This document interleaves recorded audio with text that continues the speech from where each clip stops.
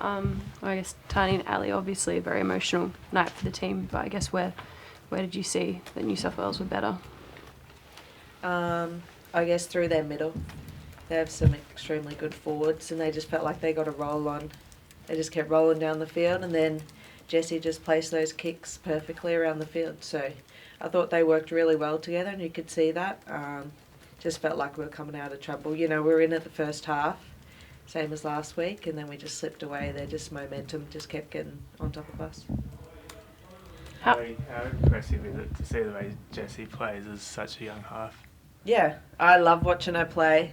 I know people are trying to get this rivalry between us and get us to hate each other, but you see how she controls the field, and her team just let her do that. They back her and she just guides them around, and it's really good to see a young half take so much control. So I'm really proud to see how she's playing.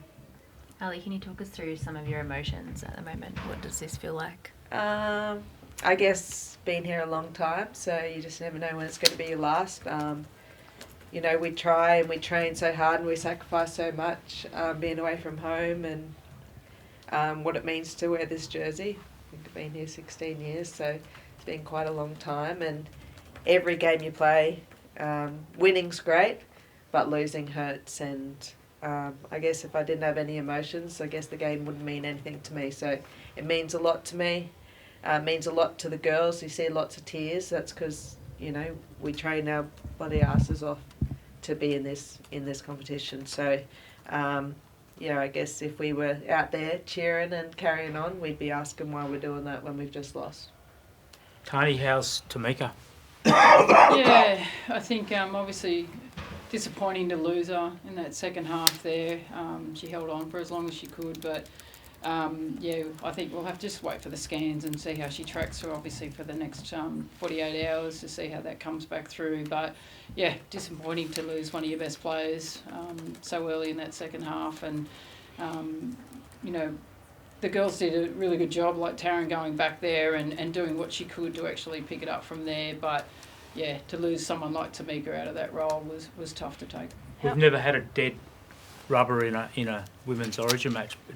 How do you approach game 3 now? Do you it's look easy, to, mate. to You've blood? got Queensland Maroons on your chest. It's easy. We're playing for pride now. So do you look to blood players, or do you stick with the... Oh, look, we'll have to review it after. Obviously, we need to work out how Meeks is tracking over the next 48 hours and have a look at it and see whether we need to make a couple more changes in there.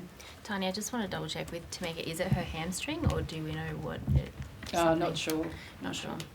What did you kind of make of the game? What's your kind of summation of what happened out there? Oh, I think Ali summed it up quite well. I think defensively through the middle, we didn't hold on to what we needed to, and that was the momentum. We were really good in the first half, I thought, like we were last time, and we just let it roll through the middle, and we missed some one-on-one tackles that were crucial for us. They score under the post, and it gives us nothing. So we've got to be stronger defensively, obviously, and that was something we talked about after the first game. And you can't win an Origin game with 50 missed tackles. That's just reality. You can't do it. So it's something that, again, we'll have to look at it again for the game 3 and make sure in Newcastle that we're better defensively. We're playing for pride. This Maroons jersey, as Ali's already talked about, it means so much to us that, you know, the girls have got to have a real good look at it and fix our defence up.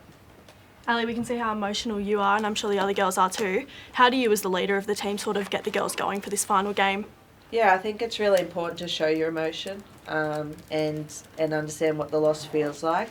But as a group, you know, if you're watching out there and you think we're disconnected, we're not disconnected. We're really connected. We've had a great time together off the field. So I'm not worried about what's going to happen after this. I know we're just going to knuckle down, go home for a couple of days, rest up, recover, and get back into it. We've got girls out there that want to win, so I know we're not going to just fall over in the third game.